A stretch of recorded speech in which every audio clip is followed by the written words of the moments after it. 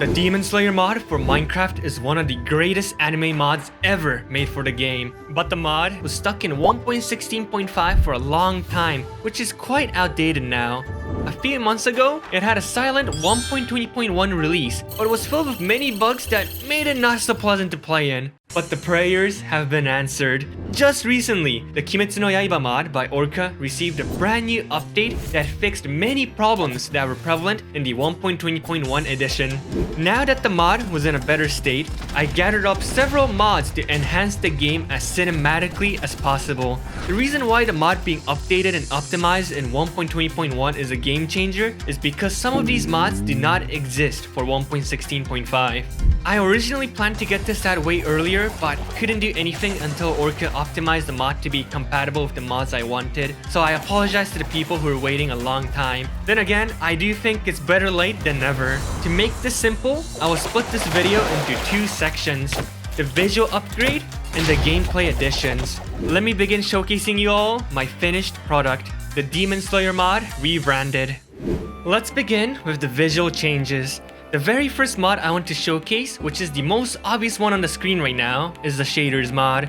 The shaders I'm specifically using right now is called the Complementary shaders mod. This is one of my favorite shaders since it's very vibrant and just really pops nicely in videos.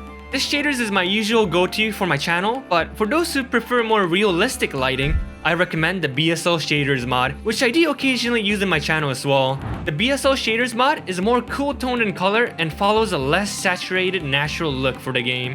There's no such thing as which one is better, so you can just pick it based on your own preference. The second part of visuals is the very skin I am using right now. I find a lot of joy in being able to control the anime characters while playing these mods, which you can technically just use the default 64x64 skins for them, but I want something more detailed like the bedrock skin.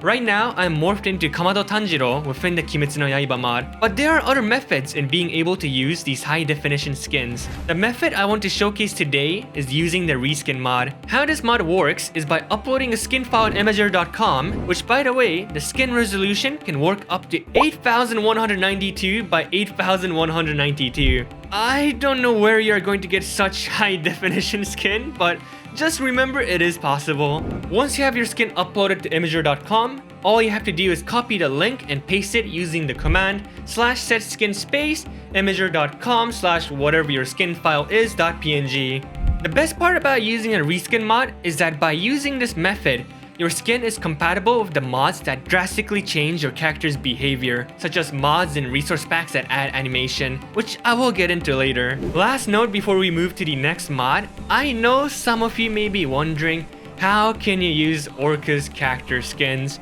Well, you need to use the morph mod in this case, or have the skin file. Since I do not want to ruin my relations with Orca, I can't really say much about this topic, I'm sorry. But if you somehow found a source of the skins, you can use it with reskin mod, so yeah. However, if you do have the skin file, somehow, never post it online because Orca's team does not appreciate that, to the point he said he might just stop making mods. So, just use it privately, please.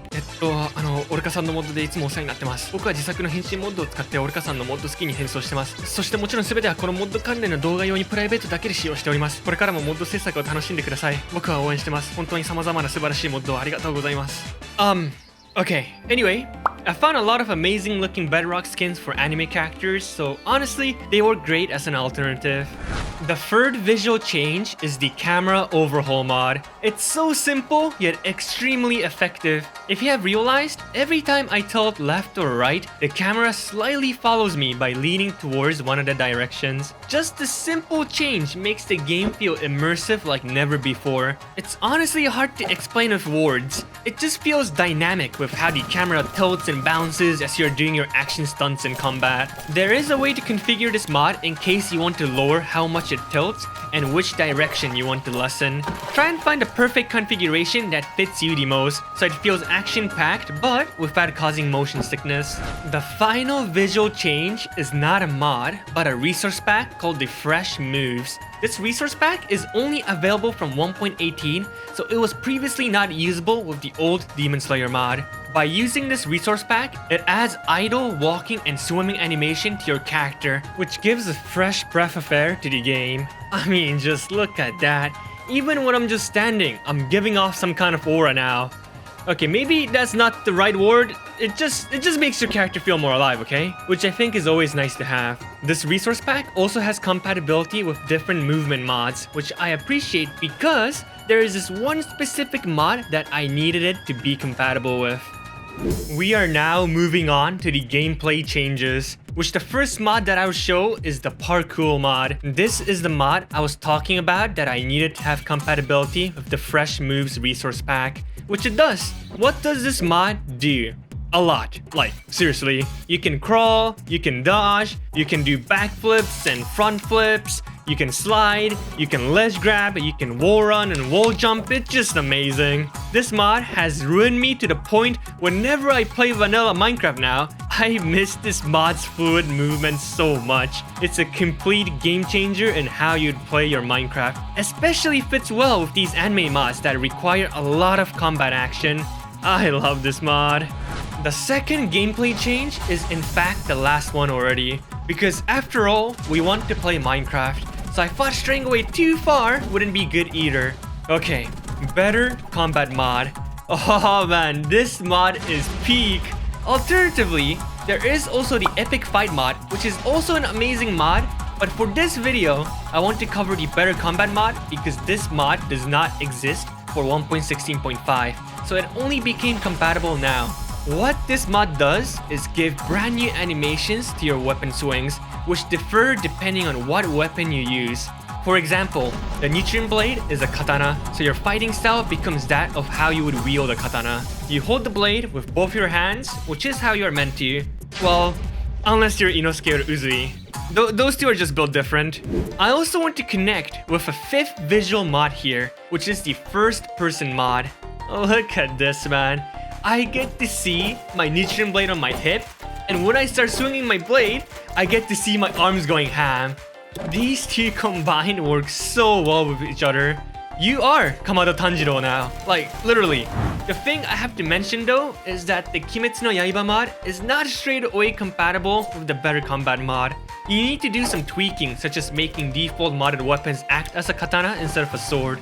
There are some in-depth tutorials for this mod, but if you want me specifically to make a video about it, please comment down below and I'll try and allocate some time for it. The main difference between this mod and Epic Fight mod is that Epic Fight is more towards Souls-like combat, where you lock on and focus on your attack, evasion, and stamina. On the other hand, the better combat mod is similar to the vanilla feel. It simply adds animations for different weapons and makes your combat feel smoother and satisfying. That pretty much covers the main mods that I have added to enhance the game to my liking. Before we end it off, I mean, come on, we gotta actually try out how the game feels, especially the combat. Let's try it out.